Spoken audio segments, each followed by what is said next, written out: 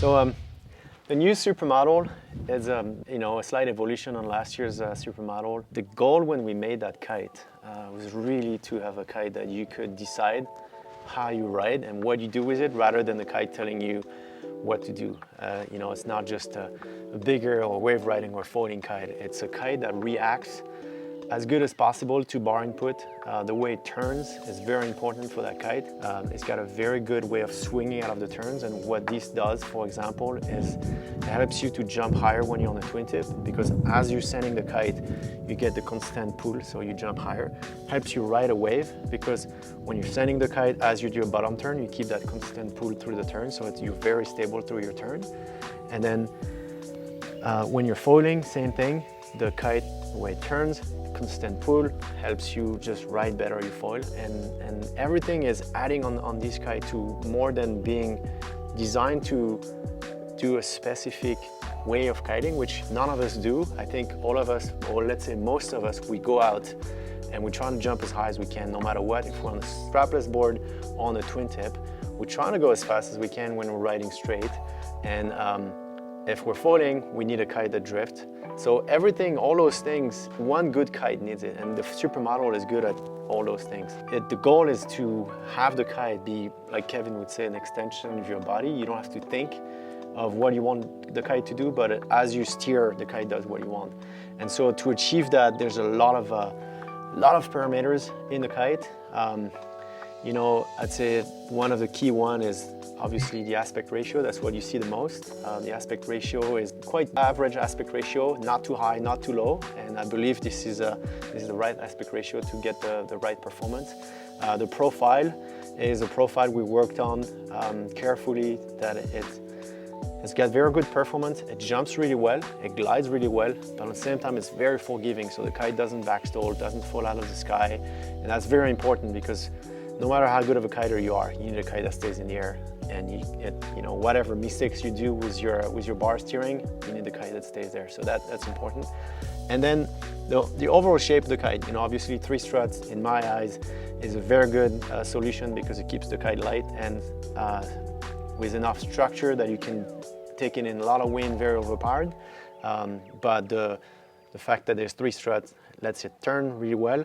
The way we have the struts here keeps a lot of structure where you need it, so the kite reacts extremely well in kind of like all types of wind, especially gusty winds, which is the most demanding on the kite.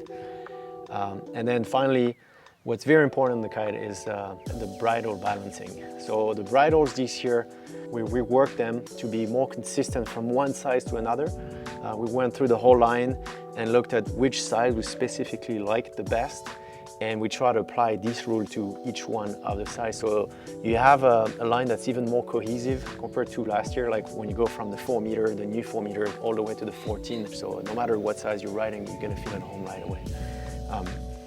And then one thing that's very, very important in my eyes, as far as like kite design goes, and what's important on a kite is, and then what I really like about the Supermodel is the way it really swings out of the turns. It means like when you're sending your kite, instead of either turning and stop pulling you and then reaccelerating, the kite is very consistently accelerating through the turn. So you feel like as you're sending it, it's almost like it's accelerating. And this brings a lot of very positive characteristics for your riding.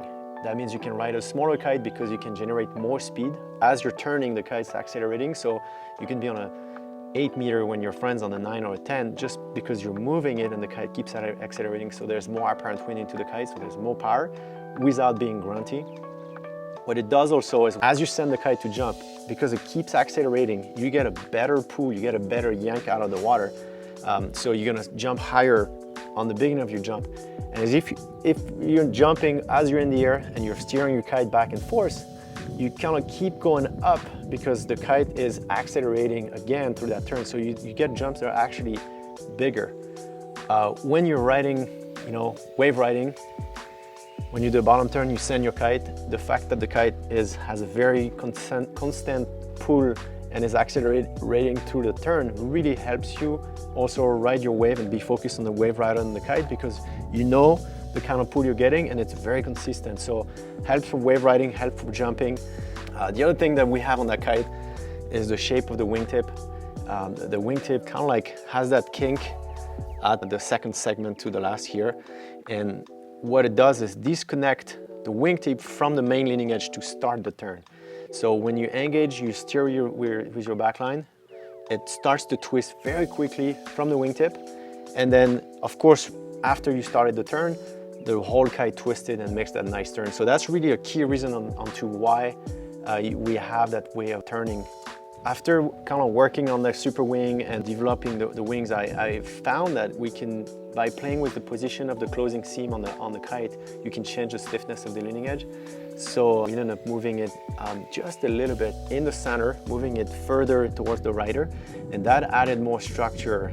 The kite is stiffer, so we could then reduce the leading edge diameter a little bit, which reducing the leading edge usually is good for everything because it twists better, so you get better turning. It's less drag, so you go faster. There's better upwind, so it's a lot of benefits. It's a little lighter too, so there's a lot of advantage of doing that. And then in the wingtip area, the closing seam also moved a little bit to actually add tension into the wingtip. And by adding tension, what you do is, like when you're turning, the outside side of the kite, the wingtip that's actually loose, you have more tension, so it flies through the wind better, less drag, and so that allows the kite to actually turn faster. So that's why the version 2, you'll feel you can get going in even less wind by moving the kite. The kite's gonna engage, turn faster, gonna accelerate out of the turns even better. So that's a great new feature for those kites. One other feature we improved on was making the strut a tiny bit smaller. By doing that, they become a little more flexy, and again, this allows the kite to be more responsive. So everything in the kite, the idea is to make turning easier and quicker to the rider's input. And then as far as construction goes, we've also improved on how the leading edge is built. There's new reinforcement inside the leading edge at the level of each connection with the strut. And this allows for the kite to be even more durable than it was before. So I got questions sometimes about like why the position of the seams on the canopy of the kite, and then they're really here for a reason. When you look at the load on the kite, most of the load goes to the front line. You can feel that because it goes straight to your body, but there's quite a lot going to the back lines. And the load that goes to the front line is very well dispersed through the whole kite because it goes through the bridles to different attachments. So we don't have really to worry too much about that one. But then the back line goes to a load point in the back of the kite. So the reason why we have this seam here is to take the load from the back lines and spread it further forward, pretty much through the whole canopy, because a lot of it goes straight to the trailing edge. But by adding this seam, we have more coming forward. Then this extra seam here kind of takes another stab at like spreading it towards the entire canopy. So you have the idea is to get a very even tension throughout the canopy, so the kite reacts and is loaded very evenly throughout the whole canopy, so you have a more efficient kite. So those seams here are very much helping the performance of the kite.